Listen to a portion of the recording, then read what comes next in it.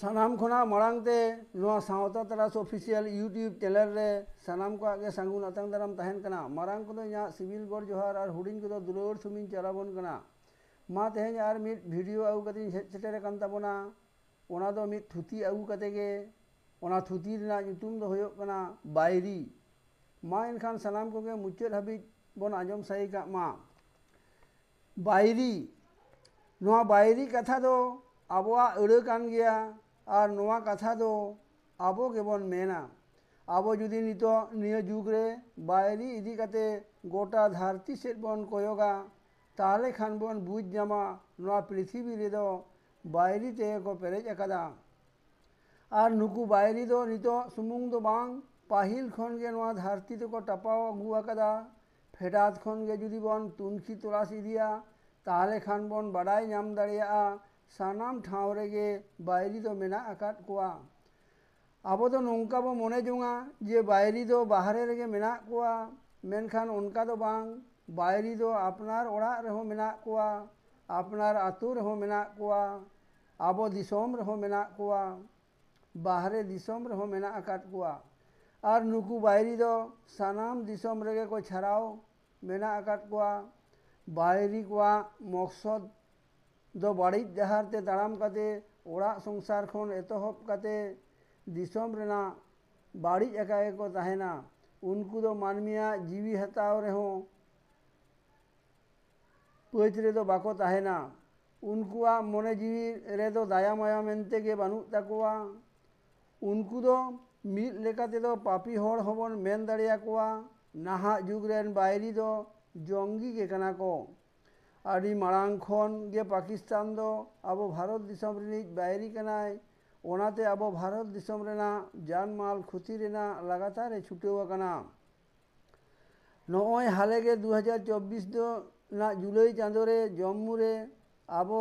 Rain भारतीय मोड़े गोटांग सेना पाकिस्तान जंगू ठेन को गज होचोयन ताबोना नोआ दो आदि दुख रेना कथा नौका गे तीन जे जीवी नुकु जंगी तीते चला कान ताबोना ओना दो भारत सरकार गे लई दाड़िया ओना तेगे कविगुरु साधुराम चाँद मुर्मू दो ऑल हटवा कदा देखो दड़ोय तुड़ुक भाड़ोय दिस तापाम गे चोय चाचोय सिम काटा काटी कते दिसोम गे को गोरोय सारी दो सारी गे नुकु दिकुम बड़ाय और तुड़ुक एम बड़ाय नुकु दो जहाँ रे को तहेना ओंडे दो ठईचे दो को तैयार गया नुकु बायरी चाबा को लगित ते भारत सरकार होय छुटेव कान गया मेनखान चाबा के बाय चाबा दाड़िया को कना बायरी दो आबुआ नागाम खन गे मेना आगु अकाट कोआ जुदी दिकु कोआ नागाम से धर्म रेबन नेल ताकोआ महाभारत और रामायण रहो बायरी दो मेना को गया उनका गे आबुआ संताड़ नागाम रहो आबो जत जत तला रहो किस्कू रपाज और मांडी किसड़ को तलारे बायरी को तैयार लेनते आको तलारे लड़ाई हो हुई लेना मिमित धाव करे दो मिट आतो होड़ और मिट आतो होड़ सला बायरी हो को तैयार बड़ा कान गया मिमित मिट दिसोम और मिट दिसोम सला ए बायरी अकना ओकोय ओकोय सला तीन रे बायरी गदो आय ओना दो बांग नेल दोहवा कना नौका हो नेल बड़ा कना ओकोय होयतो आदि बाड़ती किन गाते ताहे नितो दो उनकिन अकिन तला रे किन बायरी अकना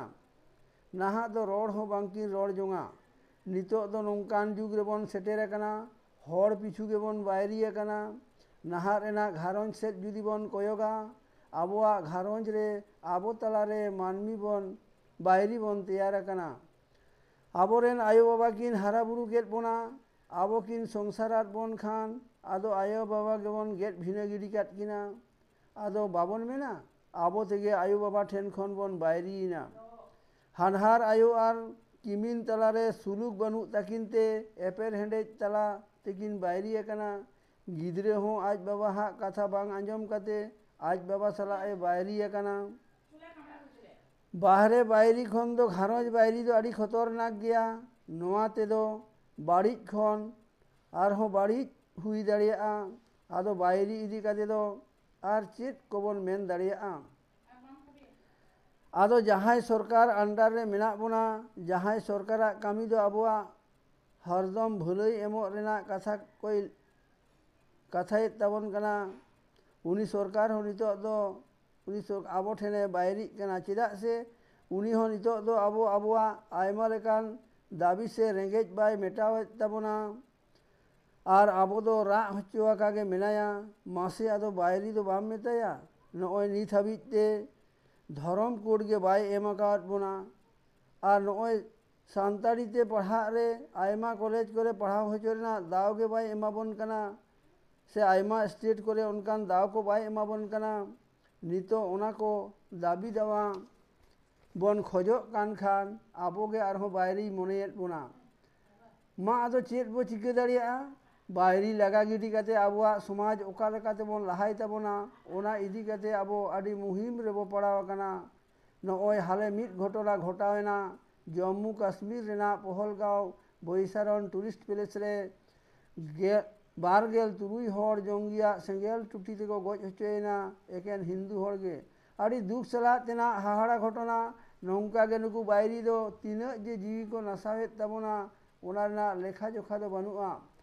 नितो आबुआ संतार सावता से जुदी बन कोयोगा ताहले खान आयमा बायरी गे आबुआ सारी धरम रिलेमला आरी चली हो बकल बडे रेना को रिका कदा जेलेका बापला आरी रे देउड़े चितान रे नावा बाहु टुटुरी ओटा अक्तरे जावाई बाबुआ बाहु कुड़ी रे थोतना रे चेटा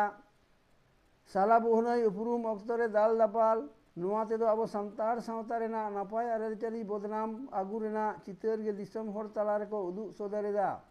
नुआ को तो टेकाव दाराम ना निहत लाक्ति मेना आकदा आर हो मुसले को तुन तुपुन रेना चितर मुसले को तुन हराड़ा कना नुआ ना चितर हो आबो बदनाम रेना गे चितर दो नुकु दो नौका भाबते आबो बदनाम रेना को रिकेइदा जे संतार होड़ा दो जेतियरी हथियार दो आसार ताको ओड़ाते उनको दो को तुतुन गिया नुआर दो खाली खाली आकोते बेनाव चितर खन गे आबो दो बदनाम रेना को रिका कदा आबोते आबो तलारे आबोआ आरी चली बन आर इदियत कान ओनारेन हो बायरी को गे बन बेनाव कना आबो आबो तेगे आबोरेन संतार हर को आबोआ रिलेमला आरी चली बागी कते एटा धर्म ते बन आयुर इदियत कोआ उनको हो आबोरेन बायरी मेनते गे बन लेखा कना ओनाते इन दो दिसम हर ठेरिन नेहरिन जहेत ताबोना आबो तलारे बायरी बांग बेनाव कते आबोते आबोआ संतार जाति दो नापाय डहार ते बन आयुर सुतु इदी ताबन मा ओना रिका का बन ताहेन मा एनखान तेहेना नो बायरी थुती दो नोडे गिन मुचेद हतार केदा तायम दाराम रे आर हो नौकान थुती को गिन सपड़ा दिया मनहा मा एनखान तांगी तड़ा रे ताहेन ताबन पे आर थुती को बन कुसी ताबन कान खान दो नोआ चैनल दो लाइक शेयर आर बन सब्सक्राइब ताबन मा।